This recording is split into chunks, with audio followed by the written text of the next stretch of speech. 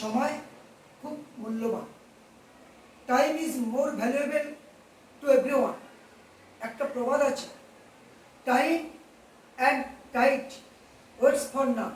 অর্থাৎ সময় এবং সমুদ্রের ঢেউ কোনোদিন কারোর জন্য অপেক্ষা করে থাকে না। সুতরাং don't waste your time on sadness and negativity. অর্থাৎ দুঃখ করে বা নেগেটিভ চিন্তা করে মূল্যবান সময়কে নষ্ট করবেন না। কারণ আপনি যদি আপনার দুঃখের কথা কাউকে জানান, সে সামনাসামনি বলবে আহারে, কিন্তু পিছনে বলবে ঠিক হয়েছে, ওর দোষ।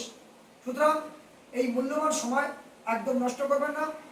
কারণ আমরা প্রতিদিন যে সময় আড্ডা মেরে নষ্ট করি বা বিজনেস শুয়ে থেকে থেকে বা কোনো খারাপ চিন্তা করে, সেটাকে যদি 365 দিন যদি গুণ করা হয় এবং তারপরে 80 বছর যদি গুণ করা হয়, কত লক্ষ ঘন্টা আমরা যে নষ্ট করি তার ইয়ত্তা নেই। তার 50% যদি আমরা ভালো কাজে লাগাই, তাহলে আমরা অনেক এগিয়ে যেতে পারি। সুতরাং বলবো, if you love your time, যদি সময়কে ভালোবাসেন, time will love you. If you respect your time, time will respect you. But if you waste your time, যদি সময়কে নষ্ট করেন, টাইম উইল ওয়াস্ট ইউ। সময়ও আপনাকে গিলে খাবে। কারণ নিউটন বলেছেন, every action has its same and opposite direction.